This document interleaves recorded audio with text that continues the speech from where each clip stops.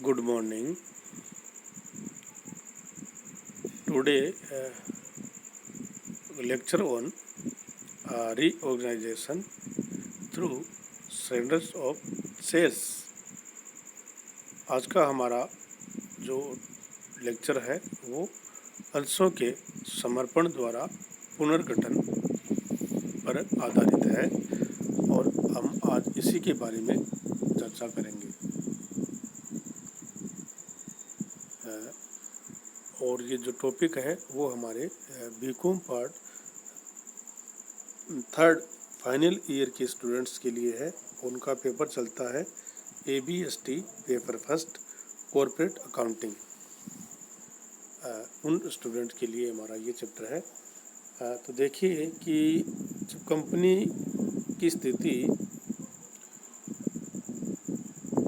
दयनीय और बहुत ख़राब हो जाती है, कंपनी के जो असेट्स और उसकी जो लायबिलिटीज़ हैं उनका जो बैलेंस शीट में शो जो कर रखे हैं वो उनका प्रतिनिधित्व नहीं करते। कारण जो एसेट्स होती है उनको बहुत ज़्यादा ओवर वैल्यूएट किया होता है और जो कैपिटल है वो वास्तव में उनके पास उतनी कैपिटल और जो प्रॉफिट है वो उनके पास नहीं होता है और कंपनी धीरे धीरे घाटे में चलते हुए बंद होने की स्थिति में पहुंच जाती है।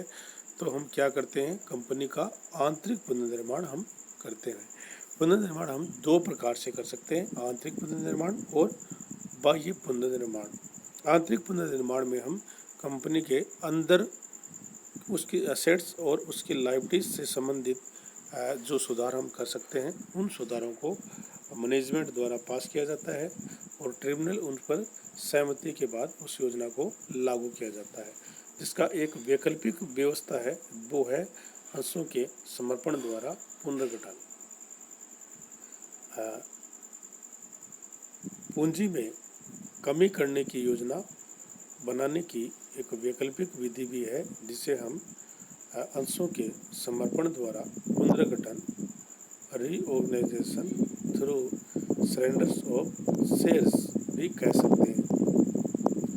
ऐसी पुनर्गठन की योजना में कंपनी के अंशों को कम मूल्य वाले अंशों में उप सब डिविजन्स या विभाजित कर दिया जाता है। उसके बाद अंशधारियों से संपूर्ण या अधिकांश अंशों का कंपनी के पक्ष में समर्पण करवाया जाता है। जो कंपनी के शेयर होल्डर हैं उनसे कंपनी के पक्ष में अंशों का क्या करवाया जाता है, समर्पण करवाया जाता है। अंशधारियों द्वारा अंशों का समर्पण करने पर अंश पूंजी खाते को डेबिट कर देते हैं। अंश पूंजी खाता जो पहले क्रेडिट था उसको हम क्या कर देंगे, डेबिट कर देंगे और उसके जो बैलेंस है उसको हम ट्रांसफ़र करेंगे, शेयर्स सरेंडर्स अकाउंट को कर देते हैं क्रेडिट। फिर क्या करते हैं, अंशधारियों द्वारा इस प्रकार समर्पित किए गए अंशों का पुनः निर्गमन री इश्यू प्राय कंपनी के जो व्यापारिक लेनदार हैं, डिवेंचर होल्डर हैं, उनको उनकी दावों का निपटारा करने हेतु किया जाता है। पुनर्निर्मित अंश पूंजी की रकम से अंश समर्पण खाते को डेबिट करके अंश पूंजी खाते को क्रेडिट कर दिया जाता है। इसके अतिरिक्त समर्पित किए गए अंशों के पुनर्निर्गमन से लेनदारों और ऋण पत्रधारियों के जो दावे हैं उन सब का निपटारा होने के बाद शेष जो राशि रहती है उसको हम क्या करते हैं, इतनी राशि को स्वैच्छिक त्याग के अतिरिक्त पूंजी कटौती खाते में क्या कर देते हैं, क्रेडिट कर देते हैं। और कंपनी चाहे तो जो समर्पित की गई राशि है उसे नगद प्रतिफल के बदले वापस री इश्यू भी कंपनी कर सकती है। यदि कंपनी समर्पित किए गए संपूर्ण अंशों को अथवा उसके कुछ अंशों का पुनर्निर्गमन नहीं किया गया है तो समर्पित किए अंशों को में से पुनर्निर्मित नए हुए शेष अंशों को अंत में क्या कर देते हैं, कैंसिल कर दिया जाता है और इसे समर्पण खाते को डेबिट कर पूंजी कटौती खाते को क्रेडिट कर दिया जाता है। इस योजना के क्रियान्वयन के संबंध में अंश समर्पण और उन्हें पुनः निर्गमन संबंधी प्रविष्टियों के अलावा वो सभी जनरल प्रविष्टियाँ उन्हीं नियमों के आधार पर की जाती है जो हम पूंजी कटौती खाते के क्रियान्वयन के संबंध में करते हैं। आगे के उदाहरणों में इस को आपको अंश समर्पण, पुनर्निर्गमन और अनिर्गमित अंशों को रद्द करने संबंधी प्रविष्टियों के बारे में विस्तार से बताया गया है, जिसे हम आपको समझाने का प्रयास करते हैं। कंपनी की बैलेंस शीट आपको दे रखी है, इसमें लायबिलिटीज और असेट्स आपको शो कर रखी है। टोटल जो बैलेंस है लायबिलिटी साइड का 33,20,000 और असेट साइड का भी 33,20,000। इसमें शेयर कैपिटल शो कर रखी है, अथराइज कैपिटल और इश्यूड एंड सब्सक्राइब कैपिटल। देखिए अथराइज कैपिटल का जो बैलेंस होता है उसको हम बैलेंस शीट में शो करते हैं, लेकिन टोटल में उसको नहीं दिखाया जाता। इश्यूड एंड सब्सक्राइब कैपिटल को ही दिखाया जाता है, जो हमारी 16 लाख रुपए की कैपिटल है और 16,000 नंबर ऑफ शेयर है और 1 शेयर की जो वैल्यू है वो 100 रुपीज़। और सेकंड जो इसका पार्ट है वो है नॉन रिजर्व एंड सरप्लस, जिसमें प्रॉफिट एंड लॉस अकाउंट का डेबिट बैलेंस आपको दिखा रखा है 21,40,000 रुपये। सेकंड पार्ट इसका है नॉन करंट लायबिलिटी, जिसमें हम डिवेंचर्स को दिखाते हैं, वो है 28 लाख रुपए का। और थर्ड हमारा है करंट लायबिलिटीज, जिसमें सैलरी क्रेडिटर्स, इनकम टैक्स से संबंधित और ट्रेड एंड जर्नल से संबंधित। टोटल जो अमाउंट हमारा आएगा 9,20,000। और एक्रूड इंटरेस्ट ऑन डिवेंचर हमारा दे रखा है 1,40,000 रुपये का। इस प्रकार हम टोटल करेंगे तो हमारा टोटल आएगा 33,20,000।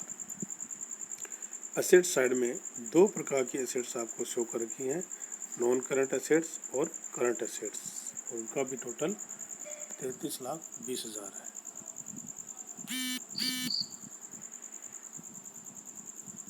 और कंपनी ने जो योजना तैयार की है और ट्रिब्यूनल द्वारा इनको पास की गई है, वो हमारी योजना है कि कंपनी की जो मशीनरी है वो अत्यधिक ओवर वैल्यूएड है और ऋण पत्रधारियों को कंपनी की संपत्तियों पर चल प्रभार है, फ्लोटिंग चार्जेज है, वो डिवेंचर होल्डर के पास है। वह कंपनी की अंश पूंजी में प्राप्त भाग देने के प्रतिफल में अपने दावे को संशोधित रूप से स्वीकार करने को तैयार है ऋण पत्रधारी।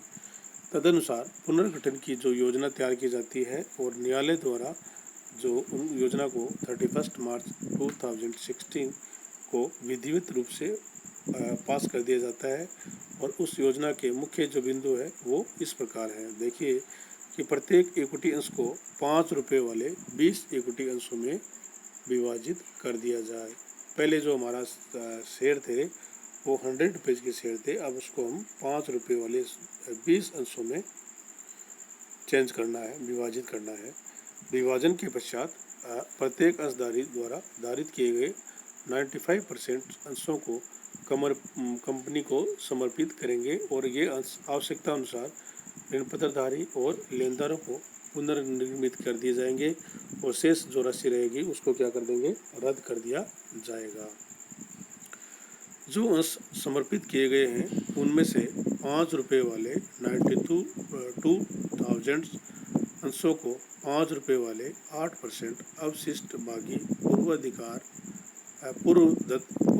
अंशों में परिवर्तित कर दिया जाएगा। और फिर क्या करेंगे, ऋण पत्रधारियों का कुल जो दावा है 4,60,000 रुपये तक घटा दिया जाएगा और उनके घटे हुए जो दावे हैं उनकी संतुष्टि के लिए उनको 5 रुपये वाले 8% 92,000 अवशिष्ट भागी पूर्वाधिकारी अंशों को निर्मित उनको कर दिया जाएगा। आयकर के दायित्वों का आगामी 3 माह में पूर्ण भुगतान कर दिया जाएगा। इनकम टैक्स से संबंधित जो हमारे दायित्व थे 20,000 के, उनको हम 3 माह में उसका भुगतान कर देंगे। और असुरक्षित लेनदारों के दावा का 80% क्या कर देंगे, कम कर दिया जाएगा। और शेष जो राशि बचेगी उसको संतुष्टि के लिए क्या करेंगे, जो अंशों समर्पित किए गए थे उन अंशों में 5 रुपये वाले इक्विटी अंशों का बंटन करके उनका भुगतान कर दिया जाएगा। और जो अंश समर्पित किए गए परंतु निर्गमित नहीं किए गए उनको क्या कर देंगे, रद्द कर देंगे। अधिकृत पूंजी 2,50,000 इक्विटी अंश ₹5 वाले और 2,50,000 8% preference share at the rate of ₹5 में विभाजित होगी। और ये मानते हुए कि कर दायित्व का अभी तक भुगतान नहीं हुआ है, आपको क्या करना है, जनरल प्रविष्टि आपको देनी है। तो अब हम जनरल जो हमारी बुक है उसमें जनरल प्रविष्टि करेंगे समर्पण से संबंधित। तो जनरल बुक में 5 कॉलम्स होते हैं, डेट, पर्टिकुलर, एलएफ, अमाउंट के अमाउंट 2 कॉलम होंगे, डेबिट और क्रेडिट। सबसे पहले हम जो हमारी शेयर कैपिटल है उसको ₹5 वाले 20 अंशों में डिवाइड करेंगे। तो हमारी एंट्री क्या होगी, RS ₹100 equity share capital account TR to RS ₹5 equity share capital. Amount हमारा होगा 16 लाख रुपए। कितना होगा, 16 लाख। सब divisions of 16,000 equity share of ₹100 each into 3,20,000 equity share at the rate of ₹5 each. तो 16,000 नंबर ऑफ शेयर थे, अब हमारे पास नंबर ऑफ शेयर हो गए 3,20,000 और एक शेयर की वैल्यू हमारी हो गई है ₹5। पहले जो कितनी थी, ₹100 थी, अब उसको ₹5 में चेंज कर दिया है।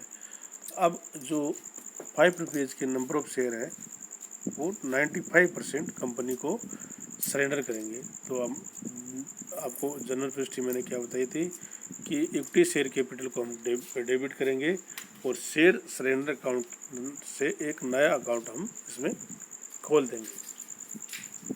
तो हमारी एंट्री क्या होगी, RS ₹5 equity share capital account DR to share surrender account. 16 lakh का हम 95% करेंगे तो 15,20,000 का अमाउंट हमारे पास आएगा। इसे हम डेबिट कर देंगे इक्विटी शेयर कैपिटल और क्रेडिट कर देंगे शेयर सरेंडर अकाउंट को।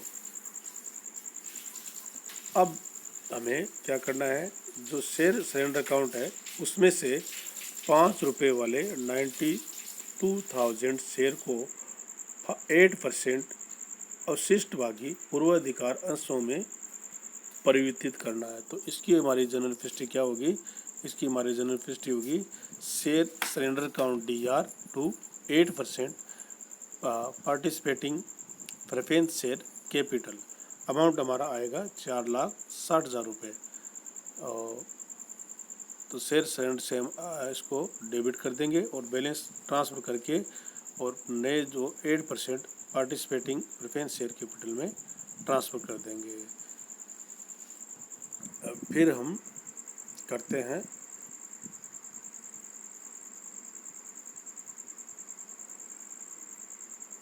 ऋण पत्रधारियों का कुल दावा 4,60,000 रुपये तक घटा दिया जाएगा और उनके घटे हुए दावे को संतुष्ट करने के लिए जो हमने अभी चेंज किए थे 8% पार्टिसिपेटिंग प्रेफरेंस शेयर वो उनको दे दिए जाएंगे। ठीक हो गया।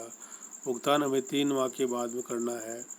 असुरक्षित लेनदारों का 80% से दावा क्या कर दिया जाएगा, कम कर दिया जाएगा और शेष को उनको संतुष्टि के लिए क्या करेंगे, समर्पित अंशों में से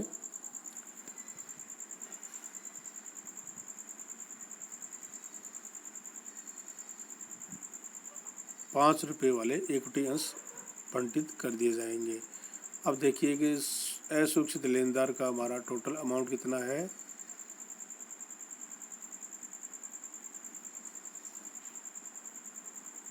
₹9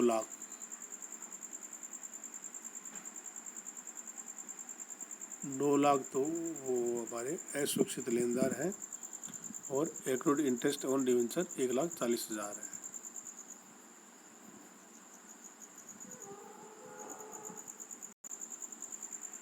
₹9 लाख जो अमाउंट है वो असुरक्षित लेनदार है, उनका 80% दावा है वो त्याग करने के लिए सहमत होंगे और 20% के जो दावा है 9 लाख का हम 20% करेंगे तो अमाउंट आएगा 1,80,000। 1,80,000 के बदले उनको जो शेयर सरेंडर है उसमें से हम शेयर इश्यू करेंगे, इक्विटी शेयर। तो इसकी हम जनरल लिस्ट क्या करेंगे, share surrender account DR to RS 5 rupees equity share capital. Amount कितना आएगा, 9 लाख का 20% अमाउंट आएगा, 1,80,000 रुपये। और इसकी एंट्री हम करेंगे share surrender account DR to RS 5 rupees equity share capital. The reissue of 5% equity share out of the surrender share worth 1,80,000 20% of 9 lakh to surrender creditor the satisfaction of their reduction claims। अब हम जो share surrender हमारा amount था उसमें ऋण पत्रधारियों और लेनदारों जो सरेंडर क्रेडिटर थे उनको भुगतान करने के बाद जो शेष अमाउंट है उसको हम ट्रांसफ़र करेंगे कैपिटल रिडक्शन अकाउंट में। किस में करेंगे, कैपिटल रिडक्शन अकाउंट में ट्रांसफ़र करेंगे।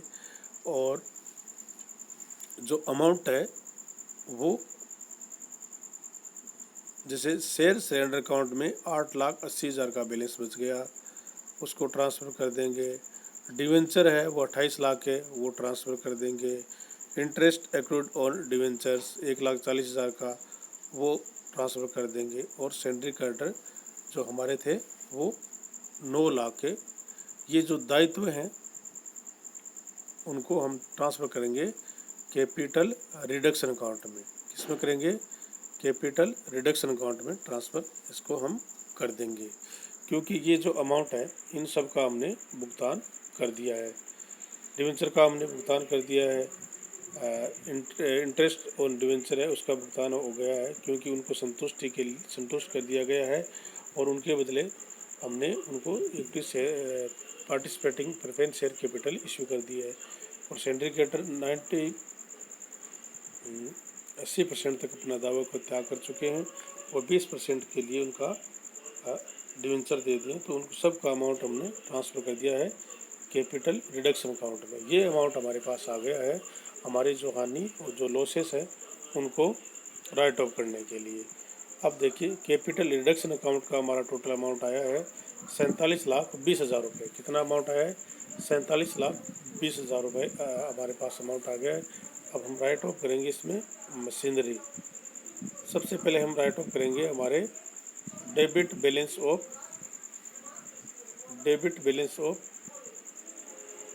Profit and loss account,